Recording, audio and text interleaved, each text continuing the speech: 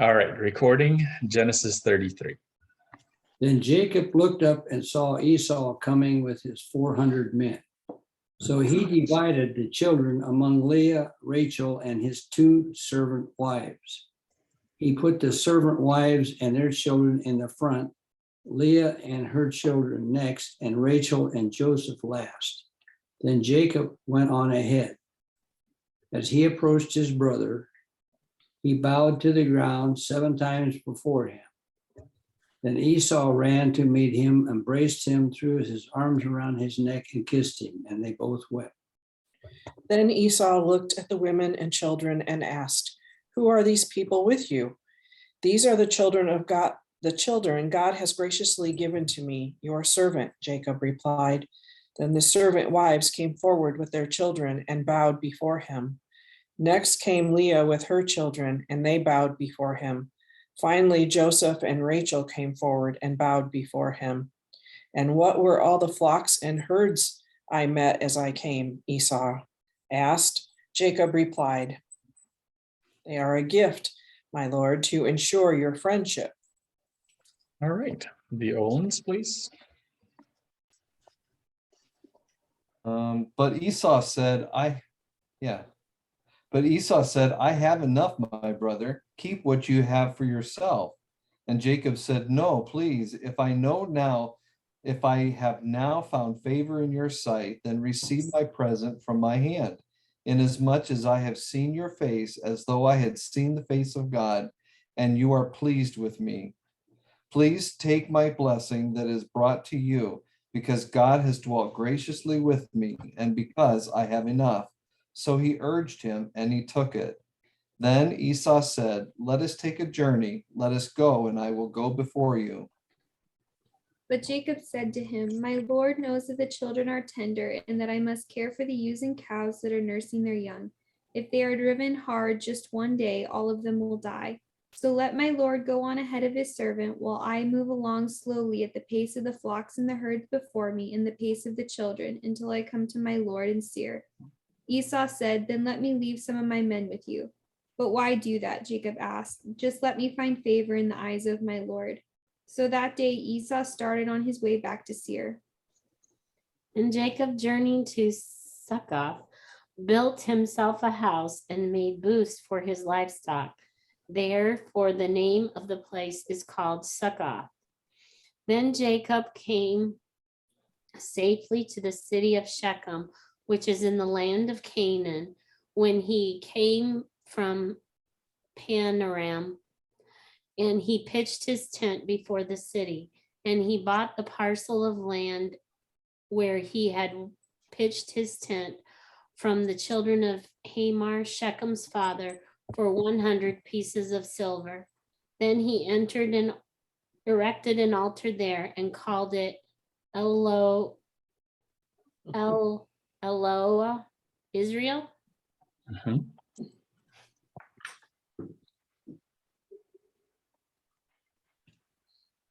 Sorry, I lost my place. All right. I was hang on one second. Find something.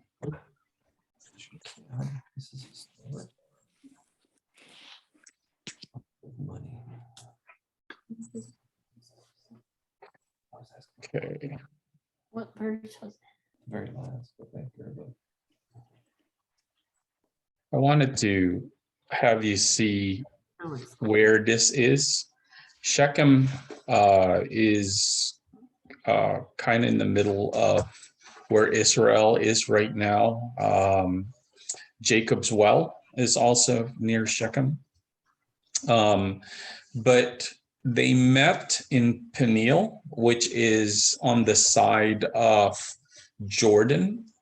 And this is where Esau and Jacob met. But as you can see, Esau is the green line. He goes down all the way to Seir. Seir is actually the same as Edom, which is, if we do go to Israel, if we do visit Jordan, that would probably be the main place we will see. It is the main place in Jordan. and the Edomites, came from Esau. And as the story goes, Esau wanted Jacob to go with him to Edom. Jacob decided to go to Canaan, where Shechem is. And Canaan is the place that God promised to both Abraham, Isaac, and Jacob.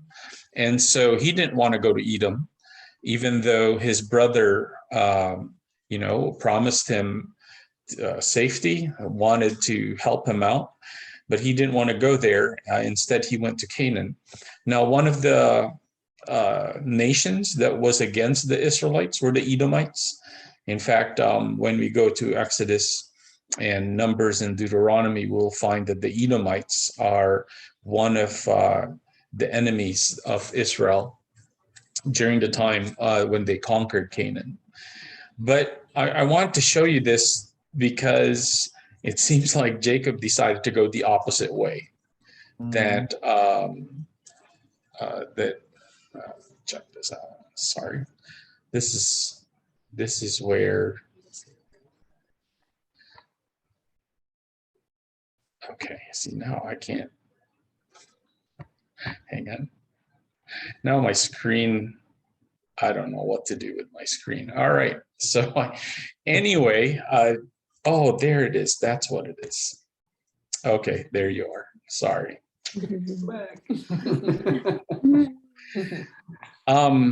So as you can see, Jacob actually went the opposite way of his brother. Did not want to go where his brother wanted to go. Even though, did I get that right? Where did Jacob actually say he'll just meet him there? Was said that he would Yeah. follow him, and so I was Right, that's what I thought he said. Yeah. Okay. And so I don't know if the deceiver part of him came out again. He just wanted to pacify his brother and then said, oh, well, I guess I'll just go a totally different way. Anything in this text stand out to you? Well, at the very beginning, that when they met each other, they were so happy to see each other and wrapped arms around each other and kissed each other and stuff. But then it gets confusing because then, like we just talked about at the end, then he's talking about I'll see you there, and he goes off in a different direction. So it's so confusing. Right. I don't really have answers for that. It seems that, obviously, I don't think Esau came there with 400 men because he wanted to see his brother and hug him and all that other stuff. There's a part of me that wonders if even Esau was like, what happened there? I don't know if he had a change of heart. I was wondering if the 400 men were a little confused. It's like, wait a second, you hired us to come here to do something else, and now you're really glad to see him, and now we're walking away with all of this gifts, and somehow he's walking the other direction. That none of this makes any sense. And so I guess that's partly why I want to show it to you, because that's the confusing part of this story. I wish they actually said, what happened after this. All we know is there was no love lost between the Edomites and the Israelites. It would seem like somewhere down the line, the Edomites would say, hey, these are our brothers, or the Israelites would say, let's not do anything to the Edomites. But no. In fact, one of the countries they had to conquer was the Edomites when they were coming into Canaan. Well, verse 14 says that Jacob says, I'll come after you. He says, until I come to my Lord and seer. So he did say he would meet him there, but Right. But he said he'll go slowly. Right, but it says So, until I come to you. but you I'm know? Right. saying, could it be a case of there's a time lapse here that wasn't recorded that he went to Seir? It could very well be, but it seems to me that the text said he went straight to Shechem. I mean, it could, Yeah. it's very possible that, there's this time gap that the author just never said anything about. But Or maybe he didn't think he was lying at that time because he was gonna go, but then got settled in Shechem and decided, I don't want to go that way. yeah, Or God told him not to go. Well, where is Succoth? Was that on the map that you showed us? yeah, it was. Here, let me show it again. Because it says, and Esau returned that way or that day on his way to Seir, and Jacob journeyed to Succoth. Right. Or he built a house and everything, like he was Right. settling down. Right.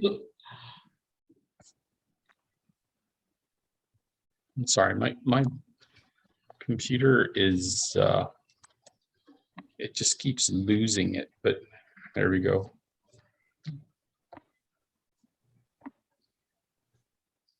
Because Succoth is actually very close to Peniel.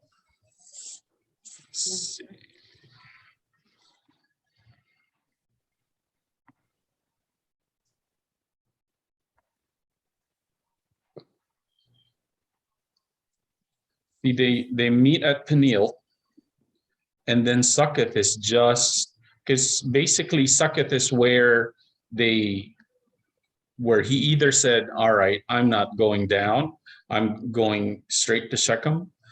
But it seems to me that their path was the same until Succoth. Right.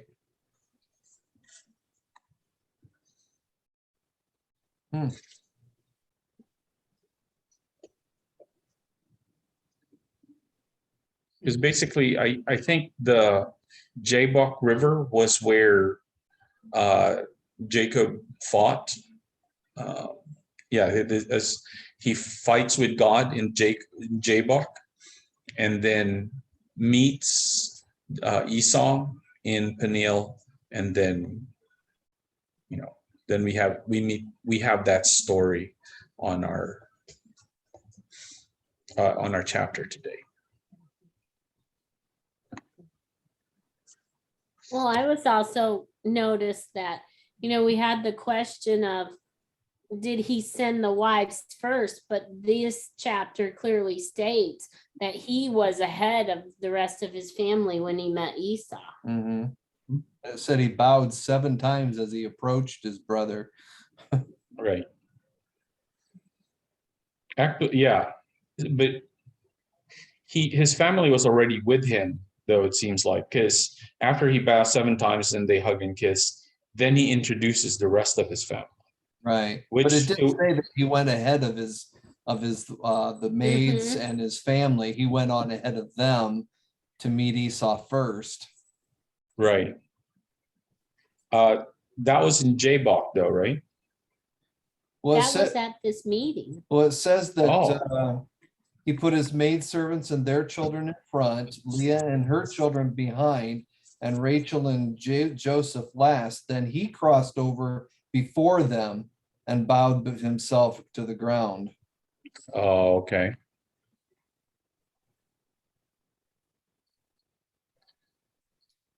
So the way you saw it was they were first, and then Jacob comes after them. I thought when we were talking last night, the question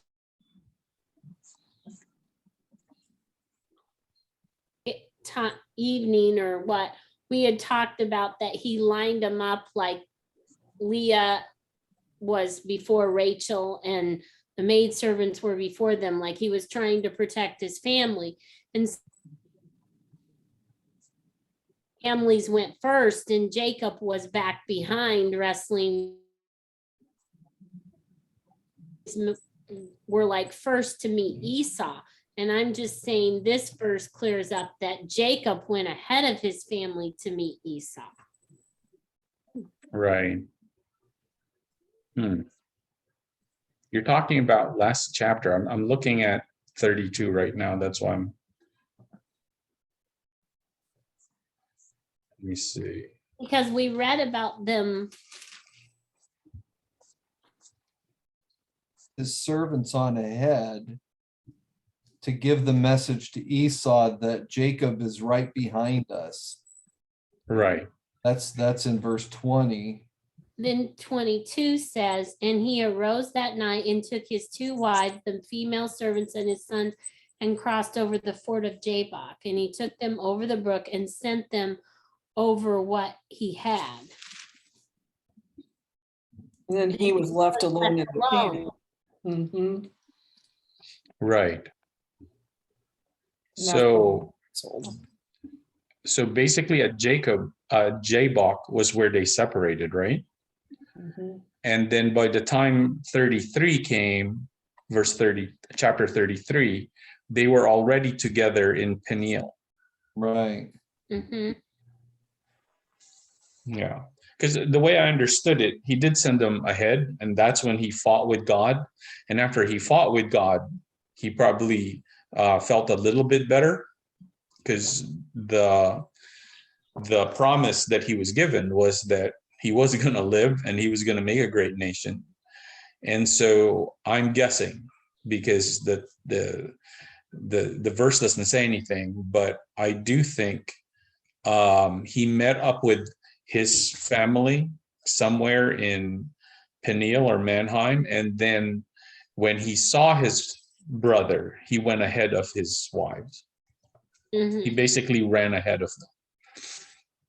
That's the way I'm picturing it in my head. What do you guys think? Mhm. Yeah, I had just thought somehow, and I probably misunderstood that somebody had, that the indication was that the wives met Esau before Jacob. And Oh, okay. so I was just saying, it clearly states Jacob saw them, Esau first. Right. Okay. By the way, I'm so glad your voice cleared up. You sound much better. You're so glad what? I'm so glad your voice cleared up. You sound much better. That's awesome. Yeah, it sounds clear.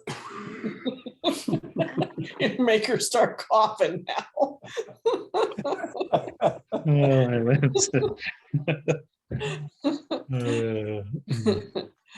Oh, It's been in and out all day. Oh, yeah.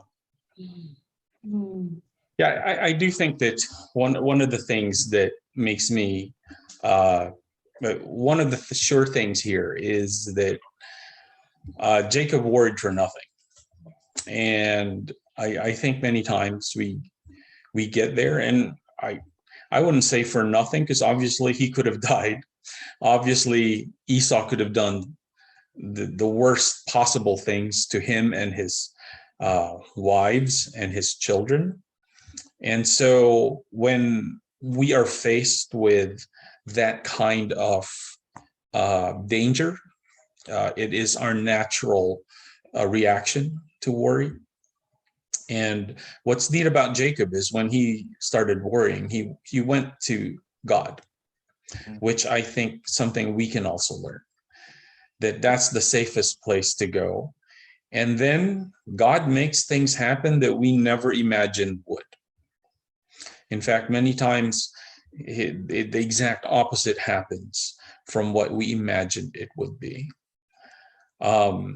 And this is another one of those experiences for Jacob that builds up his faith, which, as we've been studying on our lesson study last week, the Israelites didn't learn that. It's like, God allowed them to cross over the Red Sea, incredible miracle. 3 days later, they're complaining. They wanted to kill Moses because they didn't have any water, type of a thing. And I think many times God puts us in situations of perceived danger, maybe very real danger, just to test our faith. And the best thing we could do is what Jacob did: just go to God and say, well, what do we do now? And God actually allows us to experience these dangers and have the exact opposite results of what we would think they would be, to build our faith, to let us know that he really is in control, that there will be people who will always want to destroy us. There would be people who will not want us to do the things that he has called us to do.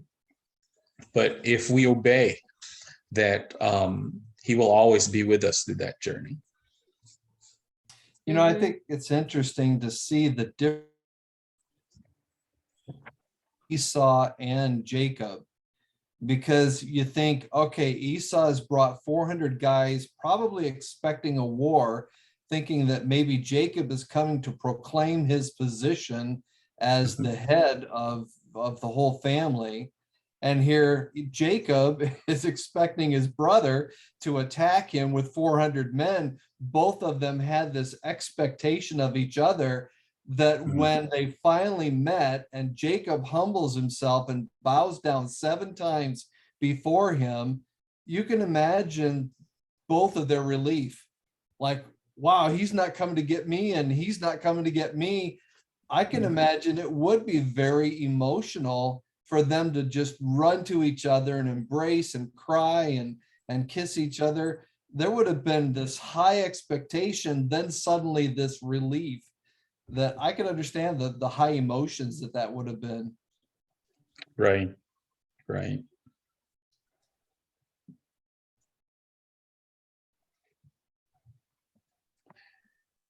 All right. Any other comments or questions? Okay, I'm going to turn the recording off.